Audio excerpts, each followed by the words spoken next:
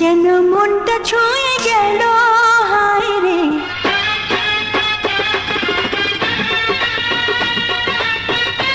সে কি আমারে বাসে ভালো।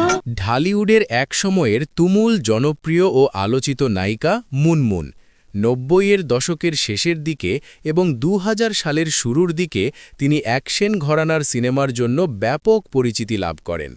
তার চলচ্চিত্র জীবনের ইতিহাস বেশ বৈচিত্র্যময়। নিচে তার কেরিয়ারের প্রধান দিকগুলো তুলে ধরা হল। ১. চলচ্চিত্রে অভিষেক। মুনমুনের চলচ্চিত্রে অভিষেক হয় ১৯৯৬ সালে বিখ্যাত পরিচালক এহতেশামের মৌমাছি সিনেমার মাধ্যমে। যদিও সিনেমাটি খুব একটা হিট হয়নি, তবে তার লড়াকু ইমেজ নির্মাতাদের নজর কাড়ে। ২. অ্যাকশন লেডি হিসেবে উত্থান। সে সময় বাংলা সিনেমায় নারী প্রধান অ্যাকশন সিনেমার খুব একটা প্রচলন ছিল না। মুনমুন সেই ধারায় পরিবর্তন আনেন। তাকে মূলত অ্যাকশন কুইন বলা হতো। শাবনাজ বা শাবনূরের মতো রোম্যান্টিক ইমেজের বাইরে গিয়ে তিনি অস্ত্র হাতে প্রতিবাদী চরিত্রে অভিনয় করে দর্শকদের চমকে দিয়েছিলেন। ৩. জনপ্রিয়তা ও সফল সিনেমা। মুনমুন তার কেরিয়ারে প্রায় ৮০টিরও বেশি সিনেমায় অভিনয় করেছেন। তার অভিনীত উল্লেখযোগ্য কিছু সিনেমা হল টারজান কন্যা, মৃত্যুদণ্ড, রানী কেন ডাকাত, লঙ্কাকাণ্ড, শত্রু সাবধান।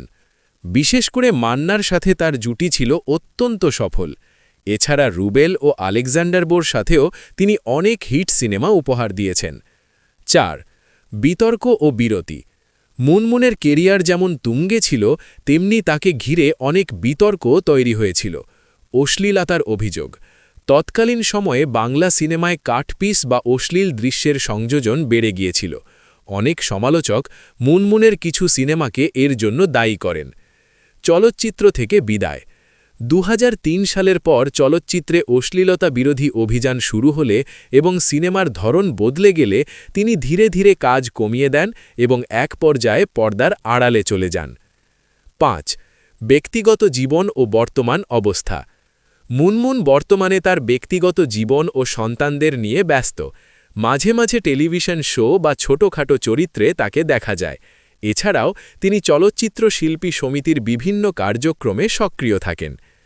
আপনি কি মুনমুনের অভিনীত কোনো নির্দিষ্ট সিনেমা সম্পর্কে জানতে চান বা তার বর্তমান কোনো কাজ সম্পর্কে জানতে আগ্রহী? বাংলাদেশ নিউজের সাথেই থাকুন। বাংলাদেশ নিউজ।